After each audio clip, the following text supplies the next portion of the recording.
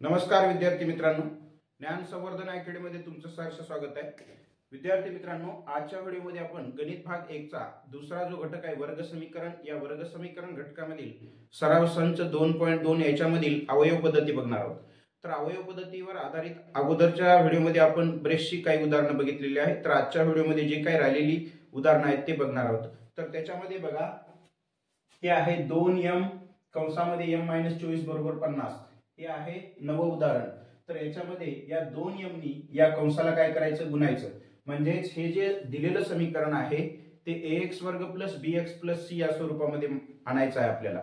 म्हणून या ठिकाणी काय करायचं, म्हणून हे 2m नी या कंसाला गुणायचं, म्हणजे 2m नी m ला गुणल्याच्या नंतर 2m चा वर्ग होईल, 2m नी 24 ला गुणल्याच्या नंतर 24 दुनी 48m होईल, आणि ती इकडे घेतल्याच्या नंतर -50 बरोबर काय, 0।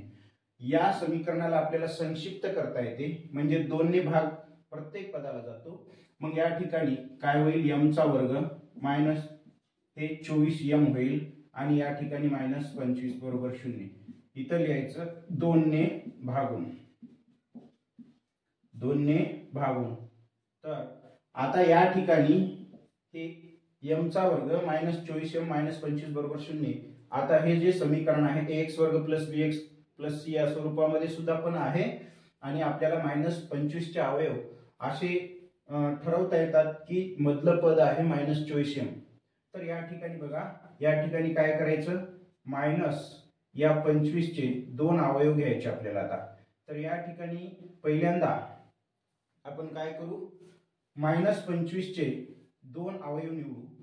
तर ते अवयव आहेत, आता -25 आणि +1 यांचा गुणाकार केले तर काय येते, -25 येते, आणि -25 मधून +1 काढल्याच्या नंतर मधल्या पदात -24m येते।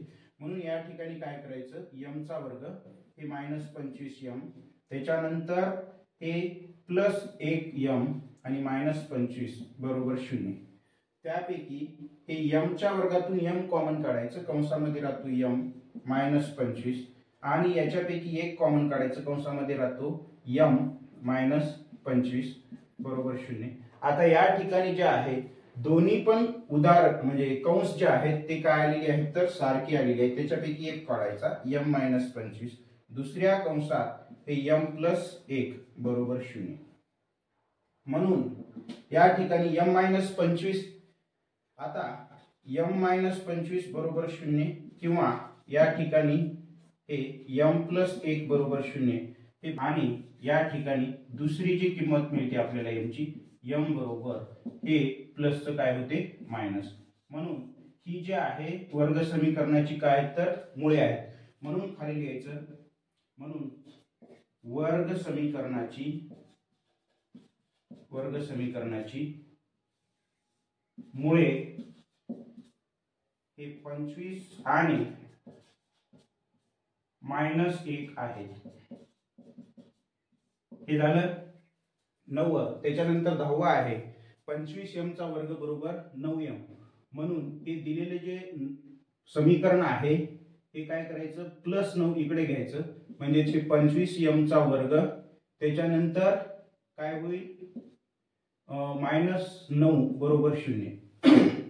मग आता या 25 चं वर्गमूळ येते 5, आणि या 9 चं वर्गमूळ येते 3, म्हणजेच आपल्याला या ठिकाणी काय करायचं आहे, a चा वर्ग b चा वर्ग बरोबर a + b आणि a - b या स्वरूपानुसार हे समीकरण सोडवायचं आहे।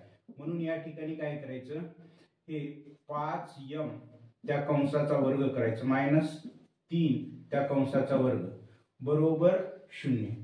म्हणून या ठिकाणी हे विस्तार कसा करायचा, तर 5m + 3 एका कंसात, दुसऱ्या कंसात 5m - 3 बरोबर 0।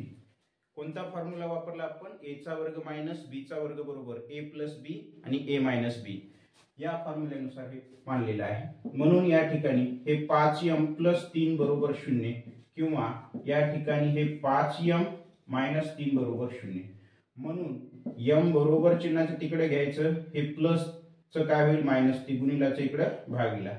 म्हणून या ठिकाणी हे m ची किंमत मिळते, आणि त्याच्यानंतर दुसरी आहे m बरोबर हे 3 आणि ते छेदामध्ये काय 5, तर आपल्याला m ची किंमत दुसरी मिळते 3/5. म्हणून ही वर्ग समीकरणाची मुळे आहेत. म्हणून वर्ग समीकरणाची मुळे 3/5 आणि हे 3/5 आहे. तर अशा पद्धतीनं हे 9वा आणि 10वा प्रश्न आपण सोडू शकतो. त्याच्यानंतर लगेच आपण काय करूया, 11वा आणि 12वा प्रश्न बघूया. त्यानंतर हा 11वा प्रश्न आहे बघा. 7m चा वर्ग बरोबर 21m आहे. तर या ठिकाणी हे जे समीकरण आहे, पहिल्यांदा 7m चा वर्ग आणि हे 21m बरोबर चिन्हाच्या इकडे घ्या, -21m बरोबर 0.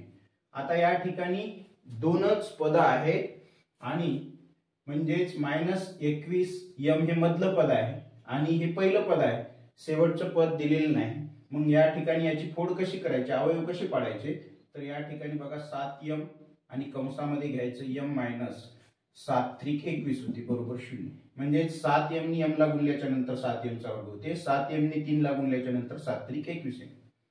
म्हणून या ठिकाणी हे 7m बरोबर 0 किंवा या ठिकाणी हे m - 3 बरोबर 0.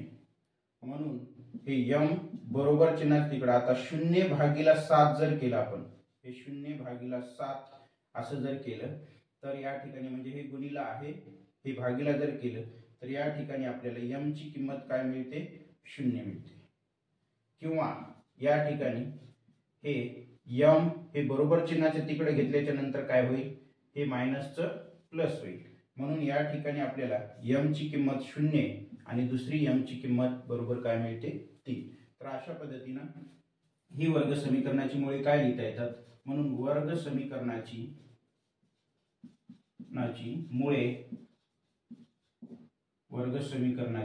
मुळे 0 आणि हे सोडवता येते. आणि त्याच्यानंतर 12वा प्रश्न आहे. या ठिकाणी हे काय आहे, m चा वर्ग तर -11 बरोबर 0 असं समीकरण आहे.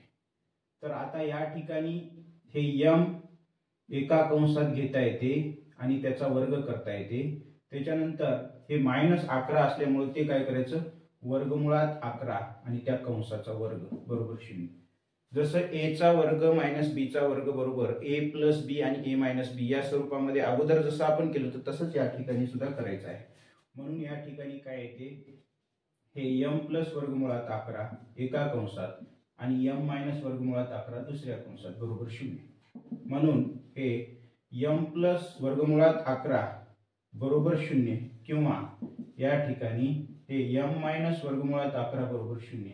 म्हणून हे m बरोबर चिन्ह तिकडे काय होईल, -वर्गमुळात 11 किंवा या ठिकाणी हे m आणि हे बरोबर चिन्ह तिकडे मायनसचं काय होईल तर प्लस वर्गमुळात 11. म्हणून वर्ग समीकरणाची मुळे काय आहेत तर वर्गमुळात 11 आणि काय वर्गमुळात 11 आहे. तर अशा पद्धतीनं हे आपण अवयव पद्धतीचे जे उदाहरण आहे ते काय करू शकतो तर सोडू शकतो, प्रत्येकाचे अवयव पाडू शकतो. परीक्षामध्ये सुद्धा अवयव पद्धतीवर एक प्रश्न हमखास विचारला जातो. तर अशा पद्धतीने याचे अवयव पाडायचे आहेत. तर याच्या पुढे जो काही दुसरा सराव संच असेल 2.3 ते काय करूया आपण उद्याच्या व्हिडिओमध्ये बघूया. धन्यवाद.